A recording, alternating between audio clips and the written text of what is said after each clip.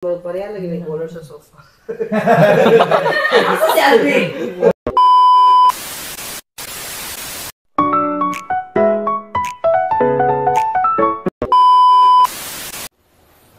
Hi guys!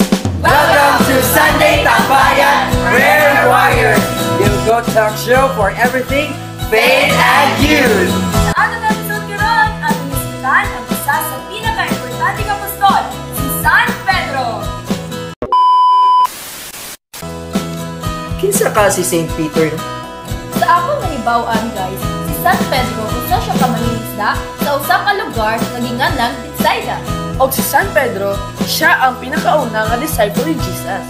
Si San Pedro po, siya po nang ginan ni Jesus nga mahimo pinakauna nga sa Papa. Si Pedro pod ang naihilan sa iyang kusog nga pagtuo. Sama dihang naglakaw siya sa tubig apan nalunod tungod sa iyang pagduha-duha. Siya po nagigyan ni Jesus nga i-deny siya sa ikatulong nga higayon before nga magtugtugaw ang manok. So kabara pod mo ang gitawag ko ni Jesus nga bato di ito pod ang simbahan na mabasa nato sa Matthew chapter 16 verse 17 to 18. Grabe no, imagine. Gikan sa pagkamangingisda ni St. Peter, hangtod himo siyang pundasyon sa simbahan, no? He was just far from perfect, but Jesus still chose him, no? Grabe kitang tanan, no? Yes. Mahimo kitang bato sa simbahan. Diba? Yes! Okay guys, so why do we remember St. Peter? Because in the Catholic Church is the first pope and symbol of repentance and leadership. So, si San Pedro nga sa Roma, ipatay isip isa ka martir tuig 64 AD sa panahon ni Emperor Nero. Giingon nga gilansan siya sa krus nga nakabaliktad kinagingon siya nga dili tapos mamatay sama ni Jesus. O si San Pedro, lubong sa Vatican Hill diin gitukod ang Basilika ni San Pedro. Okay, naigibilin nga lesson si St. Peter para sa ato, which is Peter teaches us that it's okay to fall as long as we rise again and keep following Jesus.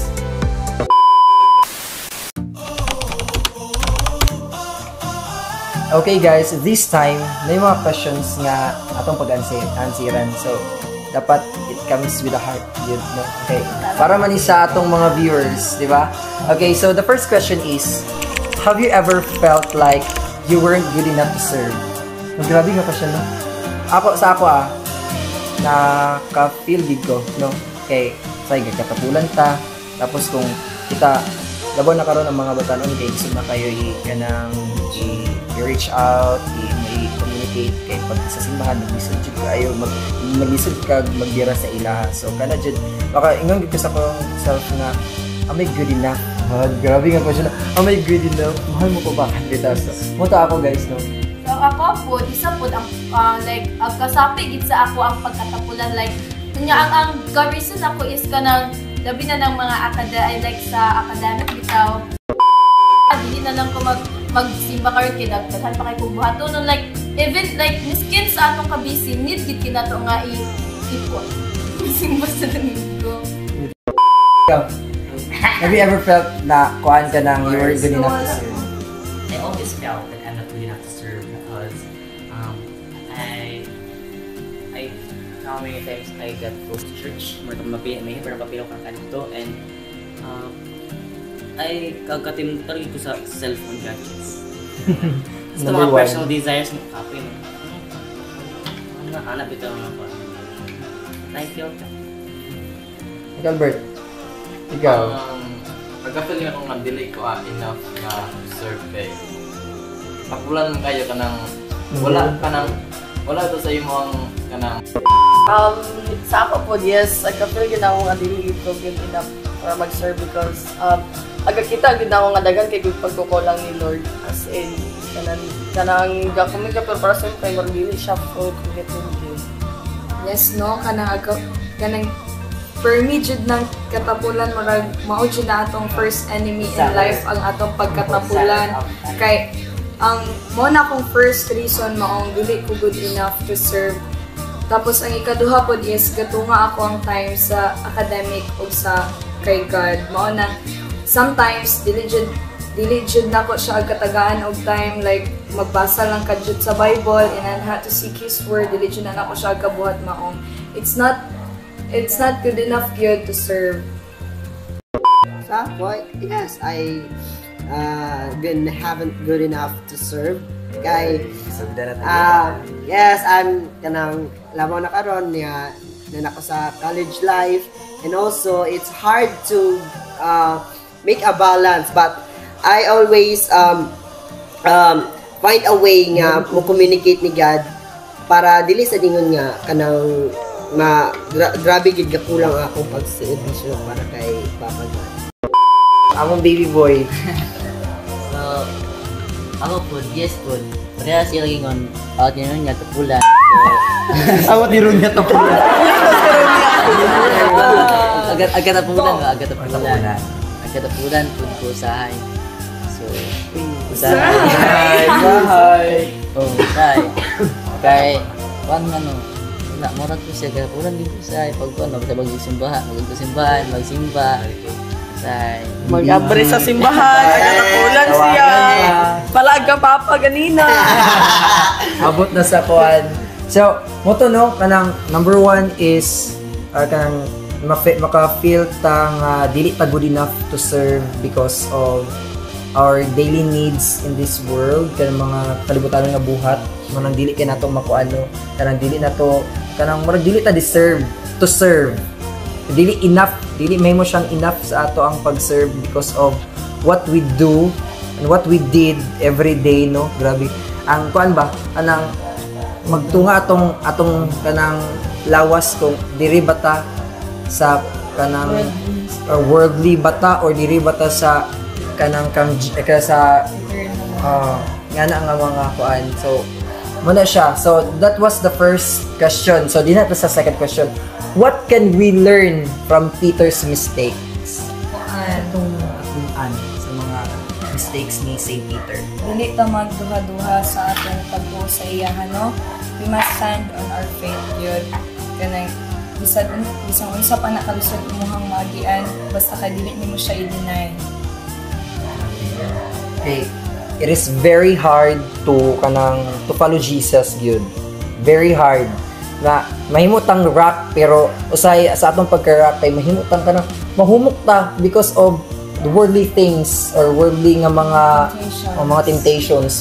Makuanta ka ng grabe liso ay ka ng daghan sa gabal sa pag-serve kay God. Yes. Daghan mag-ABI nimo mo na mahumok jud ka dili nimo kanang murag dili na to makuan ng kanang unsay kanang gibuhat bitan ni St. Peter kay kanang lisod iyang pagsunod kay nagpakamatay gud siya. Gidinay lagi ni si Jesus pero kanang nagsacrifice siya kay kanigid ang pagtulunan sa simbahan atong pagasundon. Kanigid ang pagtulunan ni Jesus atong pagasundon. Ang word ni Jesus gid atong pagasundon. Kanang makuha na to sa atong hunaw-hunaw kasing ba nga kanang it is hard to serve the Lord but it is very worth it if we continue to follow Him kanang sa hangtod sa katapusan, di ba? Grabe. Grabe. Amen. So siya, no? So the third question, how can we be rocks of faith in our generation? Labaw na karon ng kaning mga batanon. Kaya ako may nilang kuya guys, no? So how can we be the bato of faith in our generation? Karon labaw na kanang mas kuan na kay ang mga batanon sa kanang social media, gadgets, like, no? So, how can we be a rock? We need to be a good example for our like younger bita, like sa mo yang kami pero like need yapon nila nga giyahan bita, like labi nagbata pa kay sila like dapat inatuduan na sila sa mga insakto nga mga buluhaton diri sa kalibutan, like also pud sa amo like need yapon na mga even though like lisod jud siya nga lisod jud magsunod sa Ginoo pero para sa kagalingon para pud sa mga tao nga need pud sa atong health need like buhaton jud nato. kuan pod no kanang mag-build og group nga mag-focus sa pag-build og personal relationship with God. Mao jud na ato ang first good nga mabuhat in our life kay kung naatay personal relationship in God, na dito nato madunggan ang tingog sa Ginoo og sa pagkuha nato sa personal relationship with God, magbasa pud tag scripture kay through scripture diri pud nato madungog ang tingog ni God. And also to build that group, we need to encourage our young generations to like this youth group nga kinakano nga mag-ano ka nang encourage mo nga mag-join din niya po anti para malambo ni nga grupo. Then there's sometimes nga this is not all about how to gather all the teenagers. And also ang ato sa kaugalingon no, there's sometimes sumuyong kita nga sige mag-gather tag mga bata, but ourselves also have become lack of faith sometimes, no? So let's be kita una ang be the rock of faith in our generation before tamo gather sa mga kabatan-unan. So let's be first ourselves before ang atong before mag-tibok sa mga kabatan-unan. So para mayong tang rock of faith atong ipaligo nato pagto sa iya og ato bang lawmon ang atong pag-ila kay Jesus para mayong tang rock of faith. Durin. Ang sarap. Yeah. So, If you believe, then believe. if you believe, then believe. So, mo ginano, kaya to become rock of faith in our generation is dapat we need to build katong pag-ingan ni kuan ganin ni Alvin nga, we need to build first or kuan pod, we need to equip ourselves first before we spread or we kanang magkuanta kanang itong mag-preach or magtawag sa mga other kabatan-unan nga no. So kay unsaon man nato pagtawag sa uban kung ikaw mismo sa imong self is dili ka ready to become a rock, kay nga no, kay kung dili ka ligon, dili ka makatawag sa imong mga igsoon. Karon kay ato naman hisgutan kung how we serve God, what all the mistakes that we learn from St. Peter and how we become rocks of faith in our generation. So karon sa ato nga generation, so karon sa ato mga igsoon no kanang we are encouraging everyone. We are encouraging every youth diya karon nga nagtan-aw no na we need to ask or kanang pray for courage like St. Peter, no?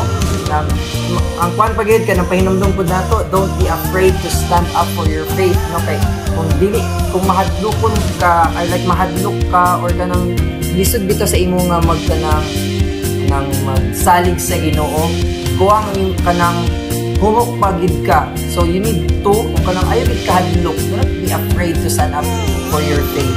And then always kanipod para sa kanang naisgutan ka din dito, we need to kanang kapag nasa simbahan, we need to join or start a group. Nagsama, nakakuha naman nakabuo na po di prayer warriors. So dapat kita sa inyo diha nga nag-watch ka mga batanon, join or start a youth group or service sa PYCC pod, sa diri sa Medina. Every youth are invited to become a kanang member sa PYCC. Kay dili lang ang kamera ang naa, dapat kita pud tanan, di ba? Yes. Okay, so just like St. Peter, you're never too weak or too young to do something big for the Lord. So no, kanang I hope everyone kanang natay nakatunan sa kuan karon sa atong segment nga becoming a rock for our generations. Thank you mga kasalitang bayan. Thank you for watching. Follow our Facebook page and subscribe to our YouTube channel! Kung na kayo natunan, comment down below!